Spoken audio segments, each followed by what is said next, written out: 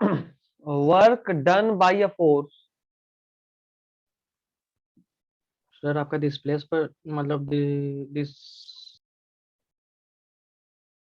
बोलना क्या चाहते हो? सोच सर रहा है। स्क्रीन को शो नहीं कर रहा है आपका। क्या नहीं शो कर रहा है? कुछ नहीं मैडम है। हम लिखे ही नहीं तो शो कहाँ से करेगा? हम तो बोल रहे हैं। वर्क एनर्जी पावर आप लिखे हैं कि नहीं लिखे, हमको शो नहीं कर रहा है। अच्छा, अभी शो कर रहा है, देखो तो। कुछ दिखा? वर्क डन, हाँ हाँ देखा। हाँ, तो बस तो लिख। Network work done bye a force, work done by a force on a particle is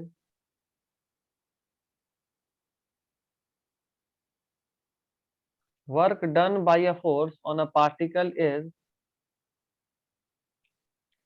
given by work done by a force on a particle is given by कैसे क्यों लिख रहा हूँ ऐसे? Simple. Work done is equal to integration of F dot S.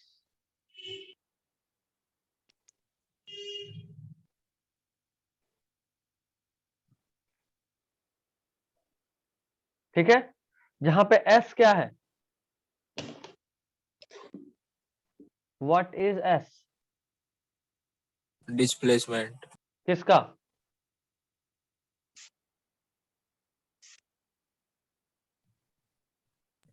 किसका displacement? Force का।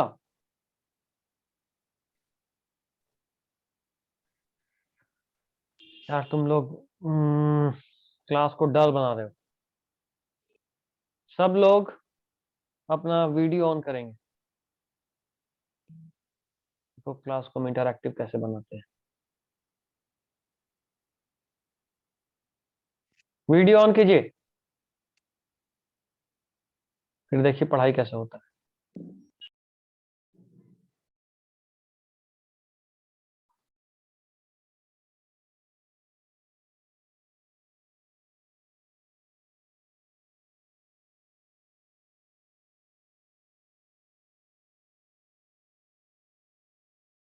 चलिए, एक आशीष का ऑन हुआ, बाकी लोग भी ऑन कीजिए वीडियो। अगर तुम हमसे बात ही नहीं करोगे तो फिजिक्स खाक समझ में आएगा। बाकी लोग ऑन कीजिए वीडियो, और उसके बाद बताइए डिस्प्लेसमेंट किस चीज का हो रहा है, फोर्स का, ऑब्जेक्ट का, किस चीज का। और नहीं पता तो सब सीधा सब नहीं पता। सर जिस ऑब्जेक्ट पे फोर्स लग रहा है उसका डिस्प्लेसमेंट हो रहा है। ऑब्जेक्ट का है ना, बट ये गलत है। ये ऑब्जेक्ट का डिस्प्लेसमेंट नहीं है, it is displacement of point of application of force. Displacement of point of application of force, यानी जिस पॉइंट पे फोर्स अप्लाई हो रहा है वो जैसे मान लो हम ये पकड़े, ठीक, और हम फोर्स लगा के इसको यहां से यहां लेके चले गए, तो पहले मेरा हाथ यहाँ था, अब यहाँ है, यानी ये जिस जगह से हम इस पे फोर्स लगा रहे थे वो पॉइंट, ये वाला पॉइंट, ये पॉइंट अभी यहाँ है, कुछ समय में चल के यहाँ पहुंच गया। तो ये था डिस्प्लेसमेंट उस पॉइंट का जहां फोर्स लगा। ऑब्जेक्ट का डिस्प्लेसमेंट देखो कहां से हुआ, यहाँ था, घूम के यहाँ पहुंच गया, लेकिन हम ये नहीं ले रहे, हम ले रहे हैं ये ऑब्जेक्ट पे फोर्स हम यहाँ लगा रहे थे, अब जो पॉइंट पे फोर्स लगा रहे थे वो पॉइंट यहाँ पहुंच चुका है, हमको वो डिस्प्लेसमेंट चाहिए। ठीक है, तो displacement of point of application of force, और ये वर्क डन हमेशा ही फोर्स का होता है। एक समय में एक ही ऑब्जेक्ट पे अलग अलग वर्क डन हो सकता है अलग अलग फोर्स का। ठीक है, तो this work is done by this force, ये फोर्स है जो वर्क कर रहा है। अच्छा, अभी हम एक बात बोले कि एक ही समय में एक ही ऑब्जेक्ट पे अलग अलग फोर्स अलग अलग वर्क कर सकता है, इसका क्या मतलब? बताओ बताओ। सर क्या बोले, एक बार फिर से बोलिए तो। वापस से बोल देता हूं। हम बोले कि एक ही समय में एक ही ऑब्जेक्ट पे बहुत सारा फोर्स लग सकता है और वो अलग अलग फोर्स एक साथ अलग अलग वर्क डन कर सकता है। ऐसा कुछ कहना चाह रहे हैं कि एक बॉडी पे एक साथ बहुत सारा वर्क डन हो रहा है, क्या मतलब? कोई मतलब है भी कि नहीं?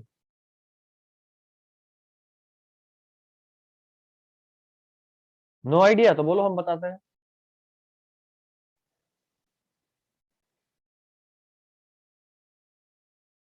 कोई आइडिया नहीं? कोई एग्जांपल अर्पिता? No sir. ठीक है। विभूति तुम लोग? नहीं भैया। ठीक है, चलो तुम में से सबसे कम पढ़ाई कौन करता है? खुद ही बता दो। सबसे ज्यादा कौन हम करता है? बहुत कम हम करते सर, बहुत हम करते हैं सर सबसे कम। ठीक है, तो किसको सबसे कम माने, आशीष या फरहान? हमको आयुष तुम ही बोल दो, किसको मान ले जो सबसे कम पढ़ता है? मान लीजिएगा। सर हम पढ़ते ही नहीं है, हम ही को मान लीजिए। चलो ठीक है, तो ये एक कुली है, और जैसा कि आयुष बोला एकदम में पढ़ता तो वही है। ठीक है, अब ये अपने सिर पे बेचारा पढ़ा ही नहीं तो सामान ढो रहा है। ठीक, अच्छा ये सामान किसका है भाई? कौन सबसे अधिक पढ़ता है? सर हम ही पढ़ते हैं। अच्छा ठीक है, तो भाई जो भी बोला कि हम पढ़ते हैं ये उसका सामान है, और क्योंकि आयुष नहीं पढ़ता था वो कुली बना और वो ढो रहा है। अब इस सामान पे दो फोर्स लग रहा है ना? या और अच्छे से कहे तो तीन फोर्स। कोई बताएगा कौन कौन सा? इस सामान पे कौन कौन सा फोर्स लग रहा है ये हमको बताएगी सनाया, मिस सनाया प्लीज।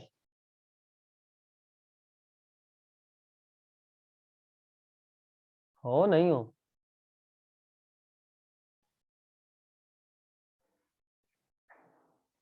ये लक्षण ठीक नहीं लग रहा है, अभी तक रिस्पांस नहीं आ रहा है। ये तो है भी या यस सर। हाँ हाँ यस है। सर।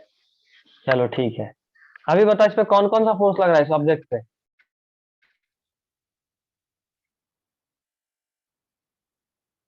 ये जो रखा हुआ है उसके सर पे। हाँ हाँ हाँ बिल्कुल। उसके क्या नाम है उसका? आयुष। हम्म, हम्म,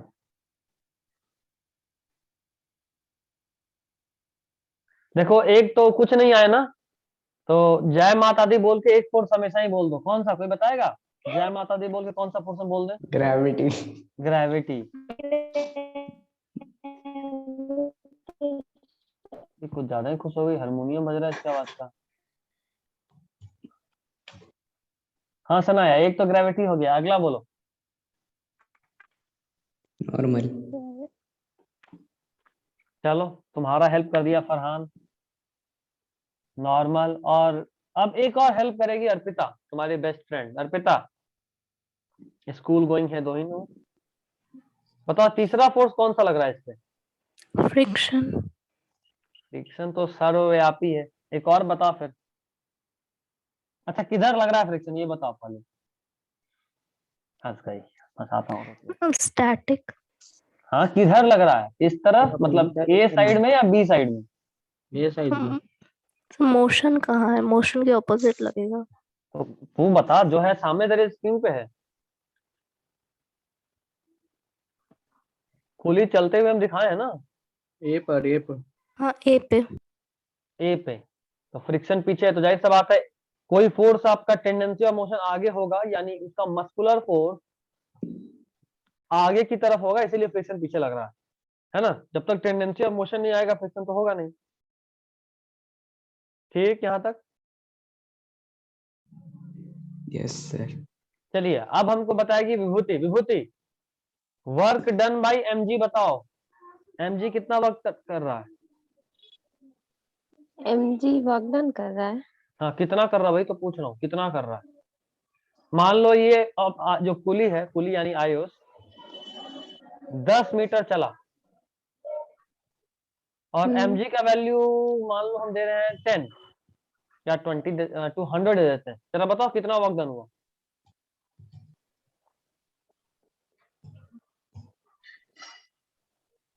नहीं समझे। mg एक फोर्स है 100 न्यूटन का, इसके साथ ही ऑब्जेक्ट 10 मीटर आगे चला है। जरा बताओ वर्क डन कितना होगा। बट उस डायरेक्शन में थोड़े मूवमेंट हो रहा है, एमजी तो नीचे लग रहा है ना। ये कोई बात हुआ? वही तो सवाल है ना भाई, फोर्स इनटू फॉर्मूला। तुमको सोचना है क्या किधर कैसे हो रहा है। फोर्स आप लगा रहे हैं बी के साइड में और डिस्प्लेसमेंट हो रहा है ऊपर, तो फिर इसमें कैसे वर्क अच्छा डन एक सेकंड निकाल रहे हैं? एक कॉल है, एक कॉल है।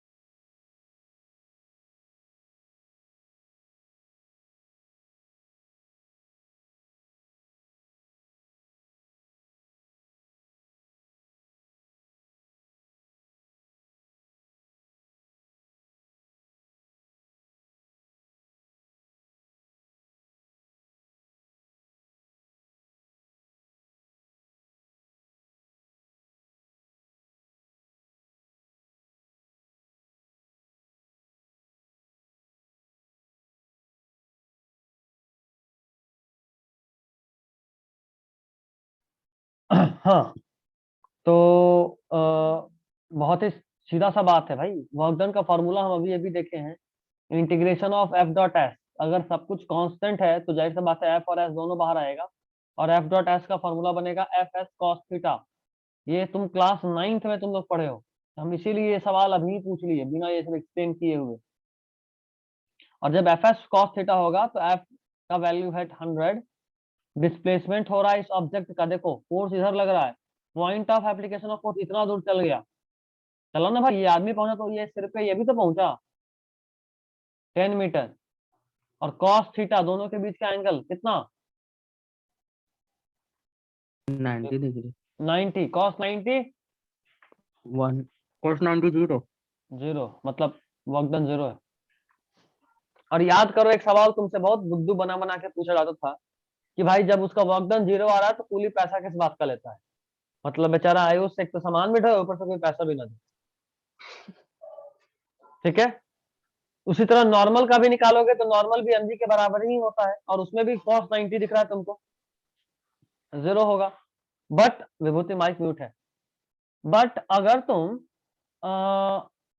इधर पे बात करो, मान लो हम कह रहे हैं कि ये इधर चल रहा है और इधर उसका फोर्स लग रहा है 10 न्यूटन, 10 न्यूटन का मस्कुलर फोर्स लगा के ये आदमी आगे आगे ऐसे चल रहा है, तो साफ साफ दिख रहा है कि फोर्स है 10, डिस्प्लेसमेंट भी है 10, और बीच का एंगल क्योंकि इधर ही चल रहा है और इधर ही फोर्स लग रहा है तो 0, cos 0 इज 1, 100 जूल।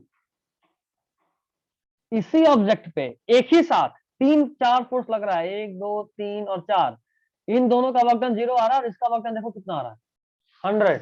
और वो कुली इस वर्क का पैसा लेता है भाई, उसका शरीर जल रहा है, मस्कुलर फोर्स वो लगा रहा है, तो इस बात का पैसा। कुछ समझ में आया नहीं आया ये बताओ हमको बस। अलग अलग फोर्स का अलग अलग वर्क डन होता है, और इसीलिए बोले कि वर्क डन इस कुली का नहीं होगा, वर्क डन इस ऑब्जेक्ट का नहीं होगा, वर्क डन इस फोर्स का होगा। हर फोर्स का अपना अपना वर्क डन होता है। अभी बताइए कुछ अटा या नहीं अटा, जल्दी बताइए, या तो हम दोबारा बताइए हम आगे बढ़े। सर फिर से सर बोलिए। वर्क डन स्केलर होता है ना?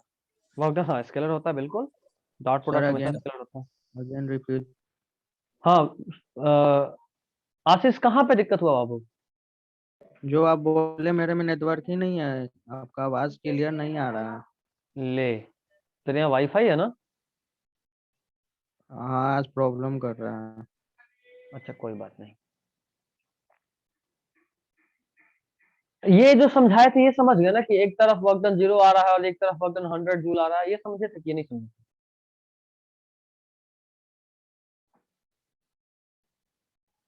आशीष जल्दी बताओ बाबू, टाइम खत्म हो रहा है।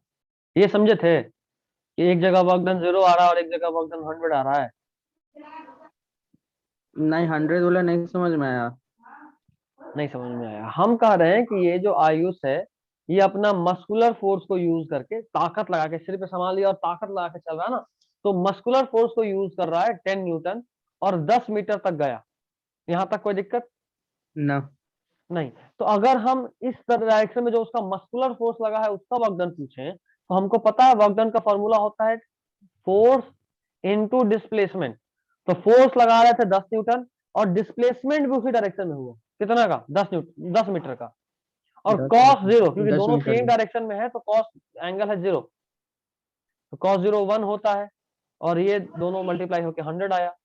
तो हम कह रहे हैं हाँ, कि एक ही समय में ये आयुष सामान उठा के यहां से यहां पहुंचा, एक फोर्स का वर्क डन 0 आया, दूसरे फोर्स का भी वर्क डन 0 आया और तीसरे फोर्स का वर्क डन देखो कितना आया, 100 जूल। और चौथे फोर्स का वर्क डन, ये जो फ्रिक्शन का वर्क डन कोई बता सकता है जल्दी से बिना कुछ पेन वेन उठाए? यूके एन वाला फॉर्मूला पे बताइए, आ जाएगा। लेकिन यूके तो दिया हुआ नहीं है। उसको म्यू के पढ़ते हैं, यू नहीं है, म्यू म्यू म्यू के। यूके में हाँ। तो, लेकिन यूके तो दिया हुआ नहीं है। अच्छा, ये बात पे कोई कुछ उसको आंसर बैक करना चाहेगा कि म्यू के नहीं दिया हुआ है? क्या बिना म्यू के बताए हम इसको सॉल्व नहीं कर सकते? या कम से कम ये बताओ कि क्या बिना म्यू के बताए इस केस में हम आंसर बता सकते हैं कि नहीं, फ्रिक्शन का वैल्यू कितना होगा ये बता सकते हैं अर्पिता? हाँ, ये बता सकता है कितना न्यूटन लगा है ना, उससे कितना कम। फ्रिक्शन कितना लग रहा है बताओ?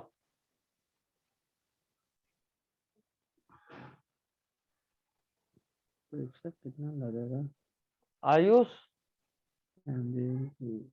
हमको कुछ नहीं पता सर। क्या है भाई, एकदम ऐसे सन्नाटा हो। ऐसे फ्रिक्शन, अच्छा तुमको फ्रिक्शन पढ़ा ही नहीं ना? पुराना लेक्चर देखे हाँ, कि नहीं देखे मेरा जो नहीं रिकॉर्डेड है? देखेंगे, खत्म अभी कीजिए नहीं जल्दी, देखेंगे। जल्दी खत्म कीजिए। हाँ चलो तुम तो ऐसे हाँ, सन्नाटा हो गए। विभूति और फरहान फ्रिक्शन का वैल्यू बता सकते नहीं बता सकते? 0। 0। अगर इधर फ्रिक्शन 0 होता ना तो ये ऑब्जेक्ट आगे बढ़ने लगता, इस आदमी के सिर से आगे यहाँ रखे थे, चलते चलते आगे चलने लगता, ताकि एक ही फोर्स लग रहा है आगे।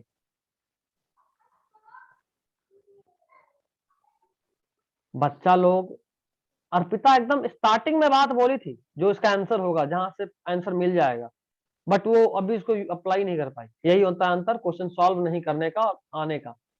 वो बोली थी कि सर यहाँ पे जो फ्रिक्शन लग रहा है वो स्टैटिक है, काइनेटिक नहीं है, बोली थी ना अर्पिता? और अगर तुम ये बात बोल रही हो कि ये स्टैटिक फ्रिक्शन है तो तुमको पता होना चाहिए कि static friction self adjusting friction होता है। जित मूव नहीं कर रहा है यानी जितना फोर्स लग रहा है उतना ही फ्रिक्शन लग रहा होगा। ये बात हम लोग पढ़े थे। तो आंसर कितना होगा? 10। 10, दैट्स इट। अप्लाई कीजिए अप्लाई कीजिए, चलिए ठीक है। तो इसका वर्क डन कितना होगा पता है? फोर्स सेम ही है, सब कुछ सेम है, डिस्प्लेसमेंट भी सेम है, बस ये जो डिस्प्लेसमेंट और फोर्स के बीच का एंगल है ना, थीटा यहाँ 180 हो जाएगा और कॉस 180 का वैल्यू -1 होता है। तो जो यहाँ आंसर 100 जूल आया है, work done by friction -100 joule आएगा। Opposite direction. तो तुम खुद सोचो, एक ही ऑब्जेक्ट है, एक ही समय में उस पर 4 तरह का वर्क डन हो रहा है। mg का वर्क डन 0 हो रहा है, नॉर्मल का वर्क डन 0 हो रहा है, मस्कुलर फोर्स का वर्क डन 100 जूल हो रहा है और फ्रिक्शनल फोर्स का वर्क डन -100 जूल हो रहा है।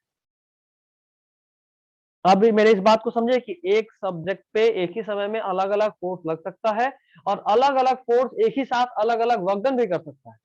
तो एक ऑब्जेक्ट पे अलग अलग फोर्स तो समझ में आता है, जैसे एफवीडी देख के ही समझ में आ रहा है, लेकिन वो अलग अलग फोर्स एक साथ अलग अलग वर्क डन कर सकता है, वो इस डायग्राम में बहुत अच्छे से दिख रहा है। बोलिए कोई कष्ट अभी भी? कोई कष्ट है अभी भी तो बताइए।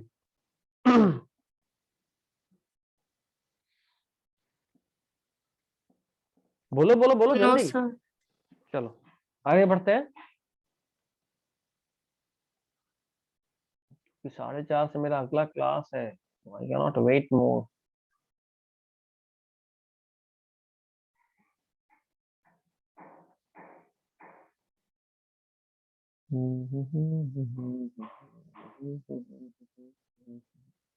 चलिए, यहां तक में तो कोई कष्ट अब नहीं है ना, जो अभी आपको स्क्रीन पे दिख रहा है। और इसी को हम आगे एक्सप्लेन करें। लिखिए, इफ फोर्स इज कांस्टेंट,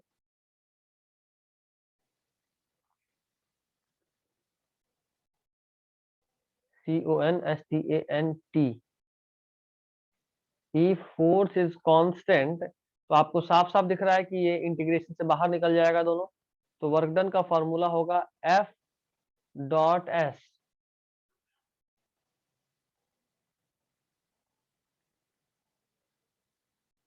और यहाँ पे एक और बात मजे का ये है कि जब भी कोई दो चीज डॉट प्रोडक्ट हो रहा हो, तो ये जो क्वांटिटी आ रहा है वो स्केलर है या वेक्टर है?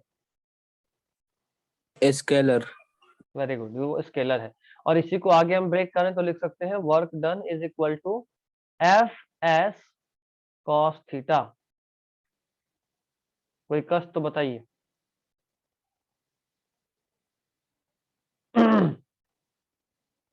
अब इसका यूनिट का बात करें, यूनिट पहले एसआई में बात करते हैं। एसआई में इसका यूनिट होता है जूल।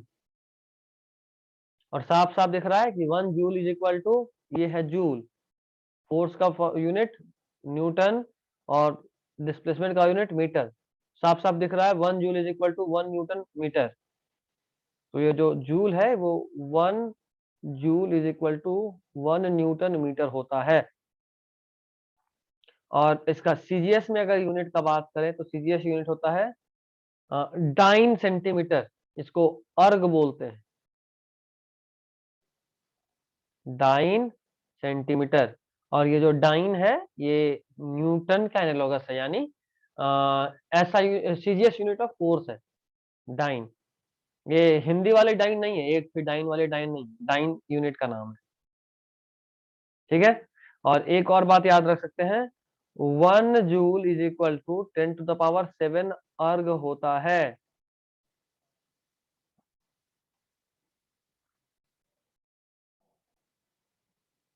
चलिए, सबको समझ में आया नहीं आया जल्दी? आ गया। पक्का? सर और क्या सर। है? अर्ग ऐसा unit of, sorry, CGS unit of work done है। CGS unit of work done है। आगे बढ़ो। हाँ। चलिए, इसको क्लियर करता हूं। हम आज चूंकि स्टार्टिंग है, हर चैप्टर का स्टार्टिंग हम स्लो करते हैं। आप स्लो हैं, अगले दिन से इतना मौका नहीं होगा, तो फटाफट इंटरैक्ट करते रहिए। हो सके तो ऑडियो ऑन ही रखिए। हर सर कितना सप्ताह दिन है। का लेक्चर है? क्या ये? हम्म। हमको लगता है कि ये जाएगा कम से कम तो 5 दिन। आज से 5 दिन की नेक्स्ट 5 दिन? नहीं, आज के बाद 4 दिन या 4.5 दिन मान लो, क्योंकि आज बहुत आराम से चले हैं। पढ़ाई हाँ अभी तक कुछ वो फोर्स वाला चीज एक्सप्लेन करने में ही समय लग गया। बट कोई नहीं, 4 से 4.5 दिन लगेगा मुश्किल से। उसके बाद वर्क एनर्जी खत्म हो जाएगा, वर्क एनर्जी पावर। फिर हम लोग चलेंगे पहले सर्कुलर मोशन में, फिर पढ़ेंगे रोटेशनल मोशन, फिर पढ़ेंगे सिस्टम ऑफ पार्टिकल्स, फिर पढ़ेंगे मोमेंट ऑफ इनर्शिया, और फिर पढ़ेंगे ग्रेविटेशन। इस work sir energy centre of power, mass. बोला तो सेंटर ऑफ मास पढ़ेंगे, फिर मोमेंट ऑफ इनर्शिया पढ़ेंगे। अच्छा। इस चैप्टर के बाद, मतलब ये 5 दिन का चैप्टर है। इसके बाद हमको नहीं लगता है कि हम जो भी नाम लिए अभी तक, रोटेशनल मोशन या सर्कुलर मोशन, ये कोई भी 5 दिन जाएगा। सब 3 से 4 दिन का टॉपिक, छोटा छोटा चैप्टर। तो मान लो 4-5 वीक और, 4-5 वीक यानी मिड फरवरी, क्योंकि 4-5 दिन में 12th पूरा ही खत्म हो जाएगा। 4-5 दिन नहीं, जनवरी लास्ट तक मान लो, जनवरी के लास्ट तक 12th पूरा ही खत्म हो जाएगा। तो मे भी फिर डेली डेली फिजिक्स होगा।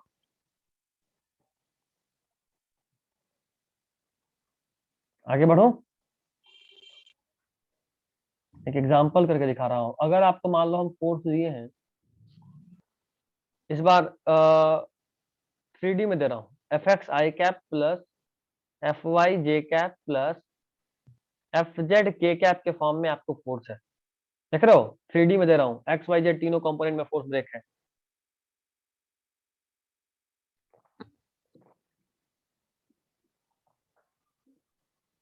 जो डिस्प्लेसमेंट है ये है एक्स आई कैप वाई जे कैप प्लस जेड के कैप, ठीक है? तो अब आपको बताना है वर्क डन कितना होगा।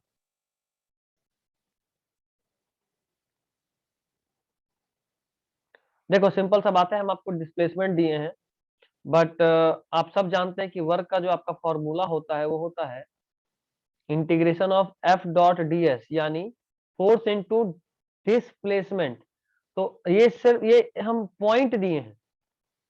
डीएस का अगर हम बात करें तो सबको समझ में आना चाहिए कि डीएस होगा displacement in x plus displacement in y plus displacement in k. बोलिए, ये टोटल डिस्प्लेसमेंट होगा। ऑडियो ऑन रखो, सब लोग ऑडियो ऑन रखो, सबका घर है, सबको पता है बैकग्राउंड नॉइज होता है, मेरी तरफ नहीं होता क्या? तो थोड़ा मोड़ा बैकग्राउंड नॉइज चलेगा, कंटिन्यूअस नहीं होना चाहिए, बस ऑन रखिए, बात करते रहिए हमसे।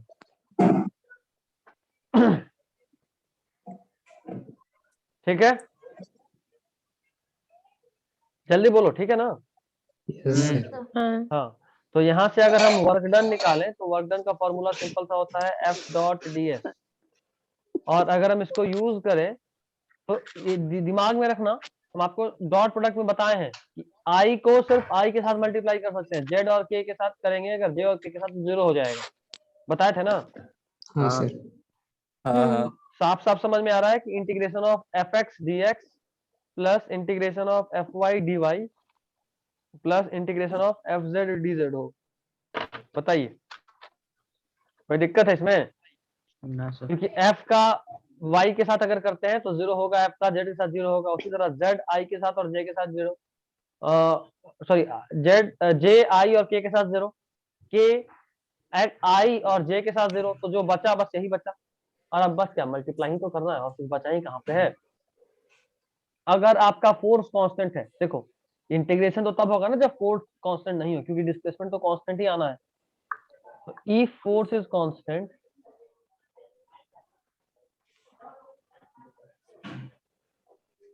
आपको वर्क डन का एक फॉर्मूला मिलेगा,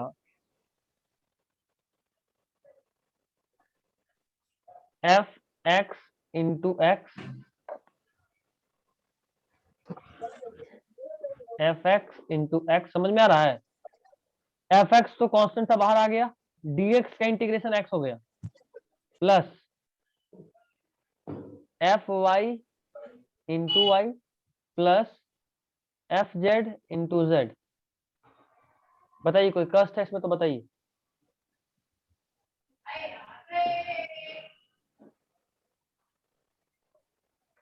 कोई दिक्कत है तो बताइए। निकाले हाँ कौन सा? एफ एक्स को। जाहिर सा बात है, अगर फोर्स कांस्टेंट है तभी ये चीज हो सकता है। फोर्स कांस्टेंट तो एफ एक्स बाहर आएगा, एफ वाई भी बाहर आएगा, एफ जेड भी बाहर आएगा, और वही हुआ है यहाँ पे। अच्छा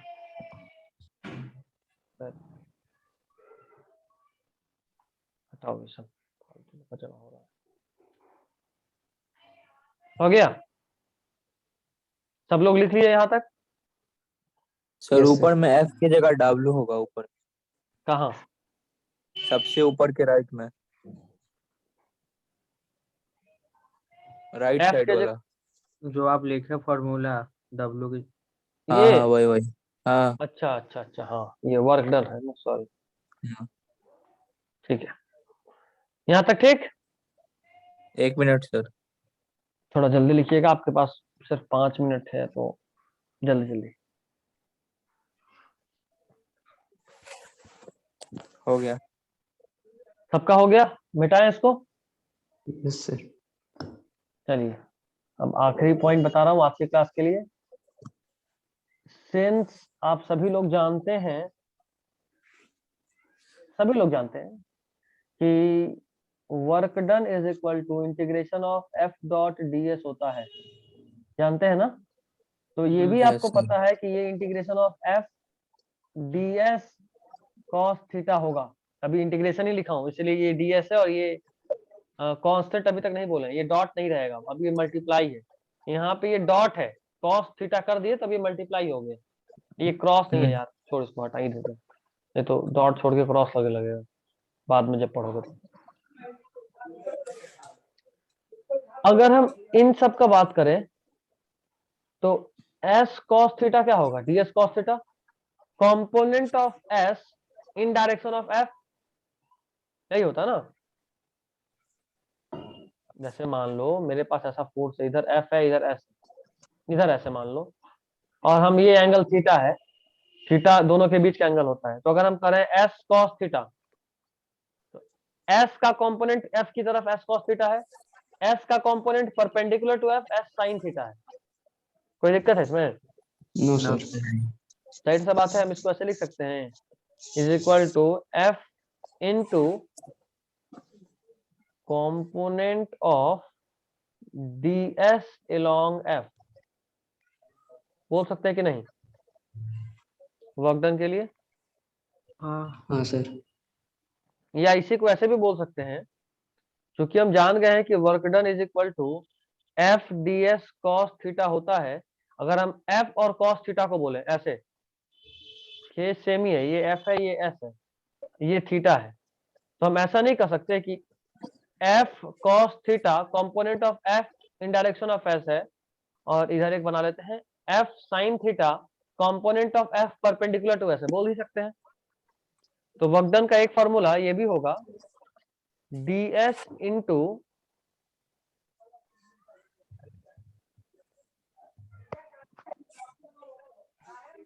component of f in direction of s।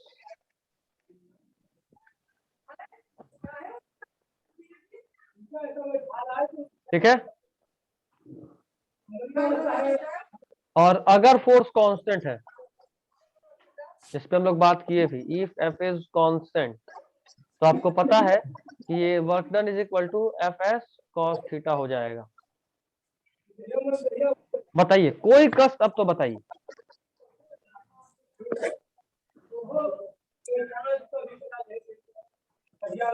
बताइए बताइए बताइए जल्दी। नहीं? ठीक है, आज यही पेंट कर रहे हैं, अगले क्लास में इसके आगे बढ़ेंगे।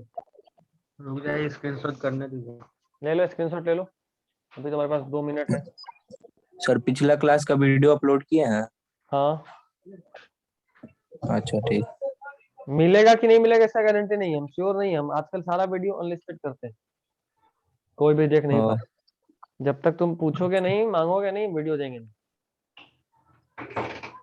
तो मिल जाए तो ठीक है, नहीं मिले तो मैसेज करना, भेज देंगे। अच्छा ठीक है, ठीक। चलिए एंड करूं सेशन?